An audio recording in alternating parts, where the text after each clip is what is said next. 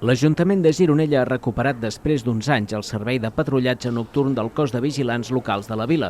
L'augment de la plantilla, que amb les darreres incorporacions suma ja 5 efectius, ha permès organitzar el cos i distribuir els agents per fer patrulles nocturnes de dilluns a dissabte, segons ha comunicat el consistori a través d'una nota de premsa. Les patrulles de nit són una vella demanda veïnal per prevenir actes delictius. Si bé els Mossos d'Esquadra mantindran l'operatiu habitual a la vila, el reforç dels agents locals permetrà una major proximitat i millor capacitat de resposta i prevenció davant de qualsevol incidència. En aquest sentit, es reforçaran les tasques de vigilància, control de l'espai públic, prevenció d'actes incívics i atenció a la ciutadania.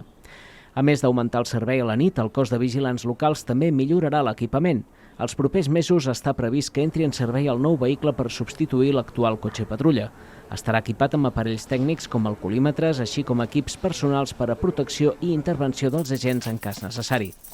Els agents locals de Gironella van realitzar més de 3.600 serveis durant l'any 2025, en els àmbits del trànsit, l'assistència ciutadana, col·laboració amb Mossos d'Esquadra i també amb bombers.